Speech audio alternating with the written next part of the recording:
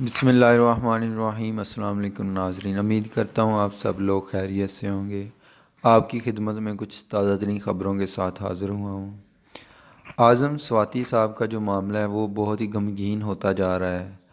آج جو سینیٹر کے ممبر تھے سینٹس کے، انہوں نے اعظم سواتی کے پروڈکشن آرڈر کے لیے درخواست دی، جس پر چیئرمین سینٹ جو ہیں انہوں نے کوئی سماعت نہیں کی، اس پر سنگین تلخ کلامی ہوئی، اور اس کے بعد جو سینٹ کے ممبر تھے انہوں نے احتجاج شروع کر دیا، اور جو چیئرمین سینٹ کا جہاں پر وہ بیٹھے ہوتے ہیں اس کا گھراؤ کیا، اور وہاں پر نعرے بازی شروع ہو گئی۔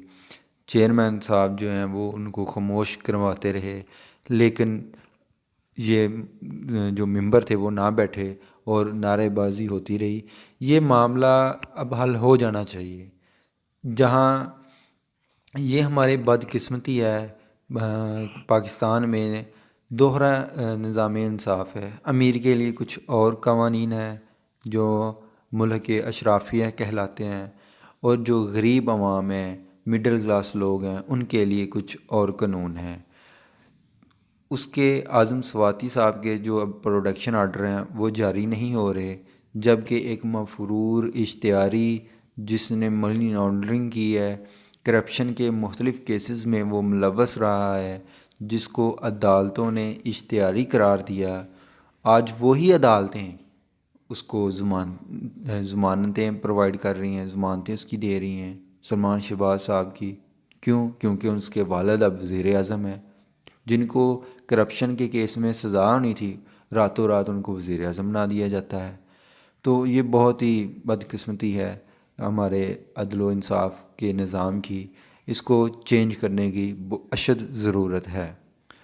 آج اعظم سواتی صاحب کی سندھ ہائی کورٹ میں ان کی پیشی تھی، ان کی درخواست پر سماعت ہوئی ہے، ان کو پیش کیا گیا ہے، تو جس پر جج صاحب نے کچھ سوالات پوچھے تو آئی جی صاحب کو برا لگ گیا۔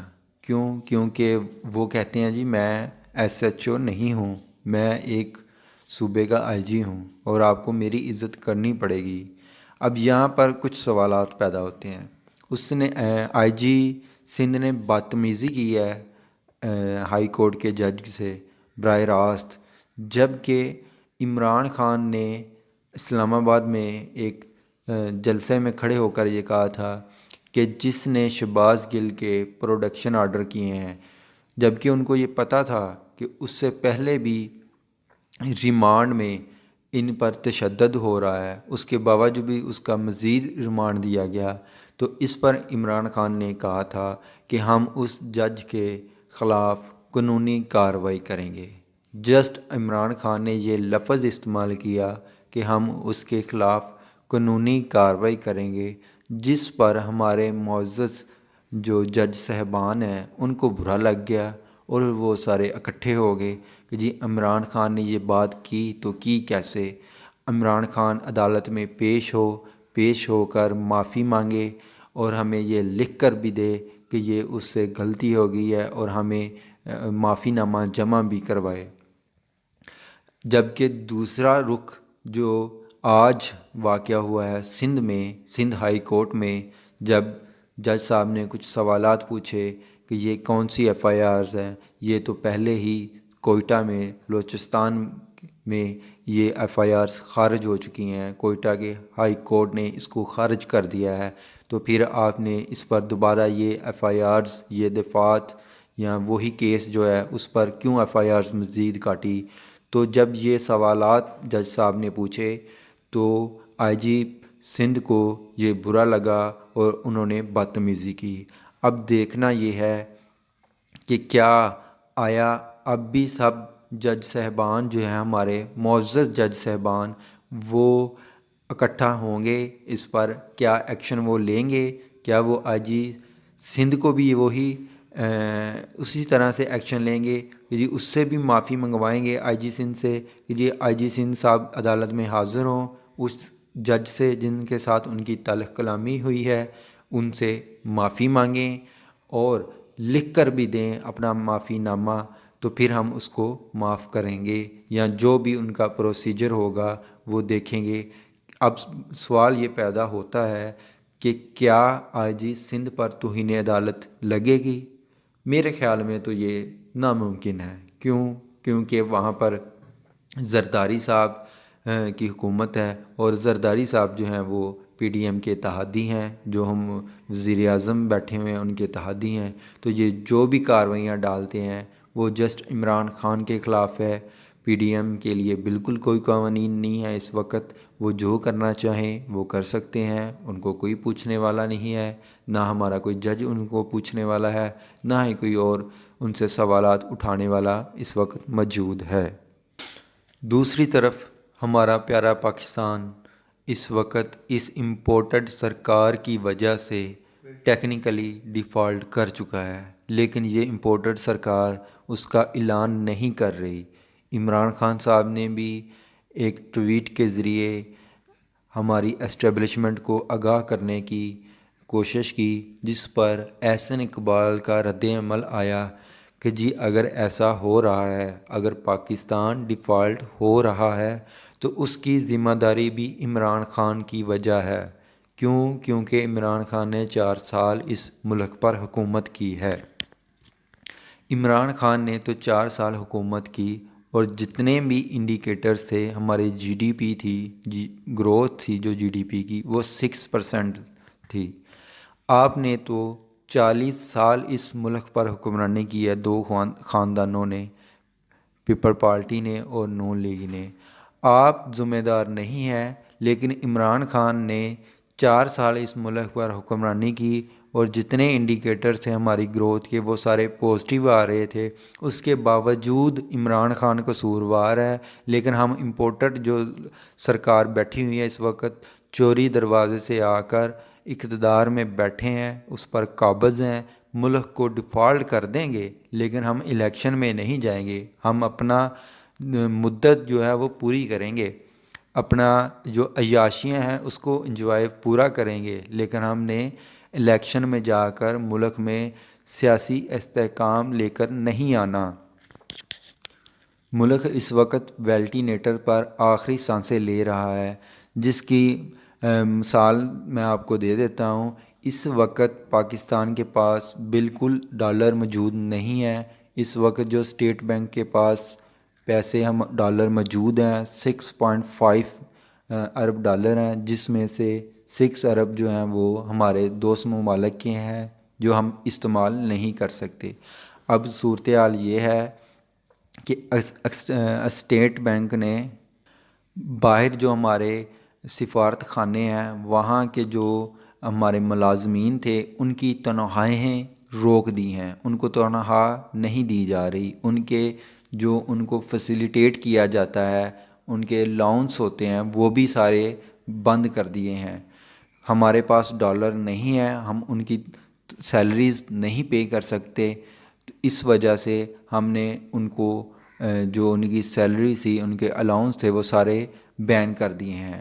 دوسری طرف کراچی میں ڈیفرنٹ جو ہمارے انویسٹرز ہیں انہوں نے 13 ٹن سونا گولڈ وہ پرچیز کر لیا ہے۔ اب چونکہ اگر ڈالر موجود ہوتے تو وہ ڈالر خریدتے، اگر ڈالر ان کو اچھے ریٹ پر ملتا تو وہ ڈالر یقیناً وہ ڈالر ہی پرچیز کرتے، کیونکہ اب جو آفیشیل ریٹ ہے وہ تو 224 روپے ہے، لیکن جو مارکیٹ میں ٹریڈ کر رہا ہے وہ 250 کا بھی ڈالر نہیں مل رہا، 260 اس کے قریب مارکیٹ میں ٹرینڈ کر رہا ہے، مارکیٹنگ میں چل رہا ہے، لیکن وہاں پر بھی یہ ملنا عام آدمی کو مشکل ہے۔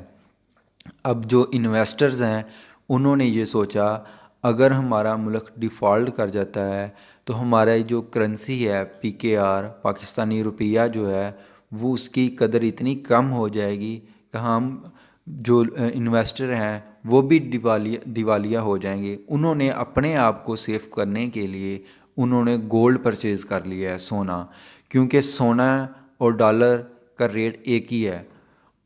سونے کا جو ریٹ ہے وہ کم نہیں ہوگا اگر ڈیفالٹ بھی ہوتا ہے، کیونکہ یہ ایک انٹرنیشنل مارکیٹ میں یہ بیچا جا سکتا ہے۔ تو یہ اب موجودہ صورتحال ہے ہمارے پاکستان کی معاشی جو حالات ہیں وہ اس حد تک پہنچ چکے ہیں کہ ہم اپنے ملازمین کی سیلریز نہیں دے سکتے۔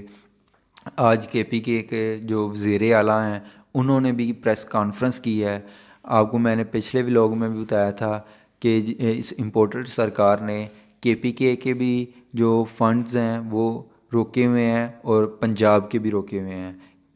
حکومت نے جو قومی حکومت ہے انہوں نے صوبائی حکومتوں کو فنڈز دینے تھے جو کہ ان کے بجٹ میں پاس ہوئے تھے، لیکن وہ نہیں دے پا رہے کیونکہ ان کے پاس پیسے نہیں ہیں۔ تو آج وزیر اعلیٰ نے پریس کانفرنس کر کے یہ سارا کچھ عوام کے سامنے رکھا ہے۔ انہوں نے بہت دفعہ لیٹرز لکھے ان کو، حکومت کو، جی ہمارے فنڈز جاری کیے جائیں، لیکن اس سرکار نے ان کا کوئی جواب نہیں دیا۔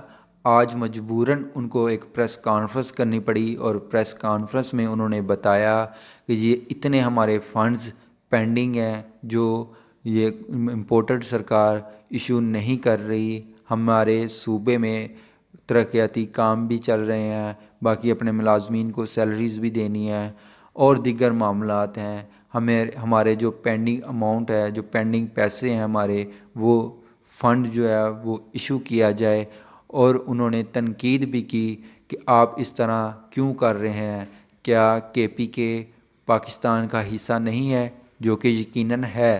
اگر آپ سمجھتے ہیں کہ اس پر آپ کی حکومت نہیں ہے، آپ کی پارٹی کی حکومت نہیں ہے، تو آپ اس کو فنڈ نہیں دیں گے، آپ اس طرح سے ذلیل کریں گے۔ یہ امپورٹڈ سرکار کو سوچنا چاہیے، وہاں پر بھی لوگ رہتے ہیں، وہاں پر بھی پاکستانی رہتے ہیں۔ اگر وہاں کے لوگوں نے آپ کو ووٹ نہیں دیا، بدقسمتی سے اب آپ پاکستان کے وزیر اعظم بن چکے ہیں، جس بھی چوری طریقے سے بنے ہیں، لیکن اب آپ پورے پاکستان کو ریپرزنٹ کر رہے ہیں۔ اس طرح کی جو حرکتیں ہیں وہ آپ کو سوٹ نہیں کرتی، لہٰذا آپ ان کے فنڈز کے پی کے اور پنجاب دونوں کے ایشو کرنے چاہیے، اور تاکہ وقت پر جو ترقیاتی کام چل رہے ہیں وہ پورے ہو سکیں۔ اب تک کے لیے اتنا ہی۔ اپنا خیال رکھیے گا اور اپنے اس چینل کا بھی۔ اللہ حافظ۔